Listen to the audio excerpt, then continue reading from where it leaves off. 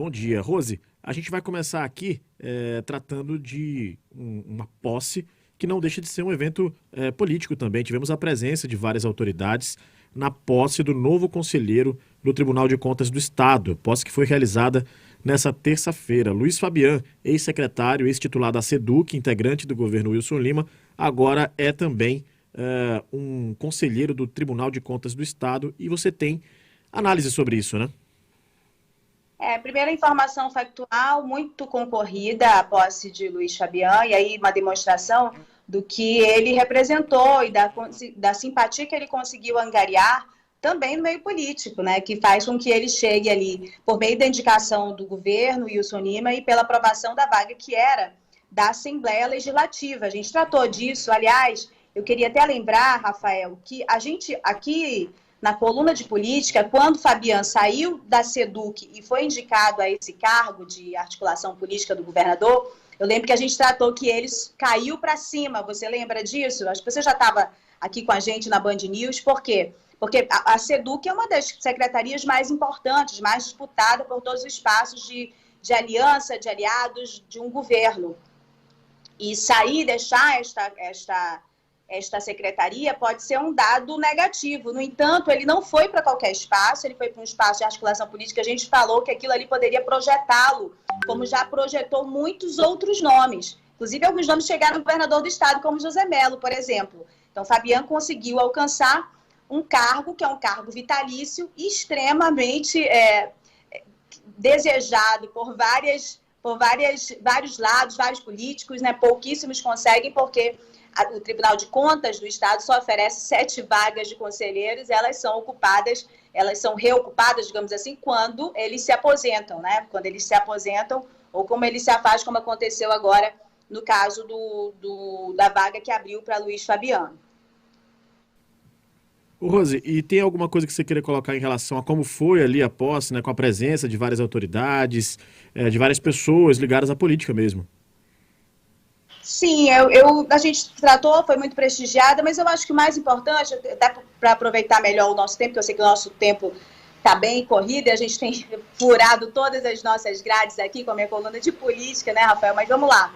Eu acho que o importante é mostrar como está a divisão dentro do Tribunal de Contas, do ponto de vista das indicações para ocupar esse espaço, que são espaços importantíssimos, espaços de muita influência, e que volta e meia causa alguma polêmica, algum político, algum deputado, algum prefeito. Eles miram críticas em relação ao Tribunal de Contas, como a gente viu recentemente, o que foi alvo do Ministério Público do Estado, né, em relação à postura, ao posicionamento do Tribunal de Contas. O que a gente precisa saber é que o Tribunal de Contas é um órgão auxiliar da Assembleia, mas ele tem uma autonomia, ele tem também de atuação para fazer as suas análises técnicas e também de orçamento. O orçamento do TCE é quase igual do Poder Legislativo do Estado, do Amazonas, da Assembleia. Então, ele é um espaço de extremo poder. Então, a gente precisa entender agora, eu já tinha feito uma matéria, Rafael, lá quando eu fui repórter do site Amazonas Atual, em maio de 2017, eu lembro que a gente fez uma matéria mostrando como é que estava o quadro de conselheiros a partir do momento em que eles foram indicados ao Tribunal de Contas, e quem era o governador na ocasião que eles foram indicados. Então, indicados.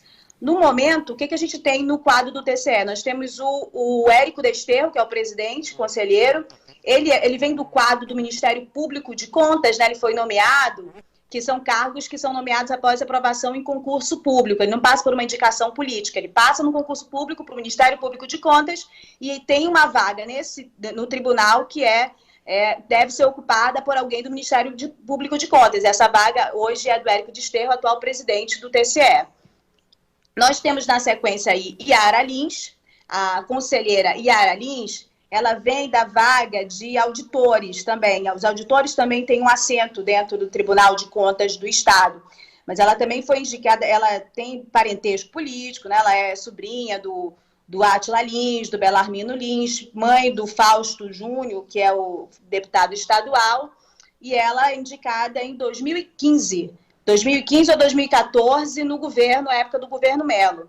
Nós temos aí Ari Moutinho, que é um ex-vereador, filho de desembargador, foi indicado na época que o governo quem estava à frente do governo do Amazonas era Eduardo Braga. Nós temos Josué Neto, atual corregedor, ouvidor, acho que é ouvidor do TCE, ele vem por uma indicação da Assembleia, num contexto diferente, que a gente já tratou aqui algumas vezes, né? Houve um racha ali, e aí a própria Assembleia fez a sua indicação, quando vem Josué Neto, mas ele é indicado também, nesse momento, do governo Wilson Lima, foi no ano passado. Nós temos o Mário Mello, indicado em 2015, na época do governo Mello, e Mário Mello havia ocupado algumas funções administrativas no governo Mello e no governo Omar. Temos Júlio Pinheiro, que foi indicado em 2005, na época do governo Eduardo Braga, né? E aí agora nós temos Fabian, também indicado aí nesse momento do governo Wilson Lima. Nas minhas contas, tirando as vagas aí que são de ocupação direta, né, das funções técnicas, nós temos 2 nomes indicados no governo Eduardo Braga, nós temos 2 nomes indicados neste momento do governo Wilson Lima, e nós temos 2 nomes indicados no momento do ex-governador José Mello. Um nome que ainda sobrava da época de Amazonino Mendes foi o que se afastou neste momento, o Júlio Cabral, né, para abrir a vaga para o Fabian.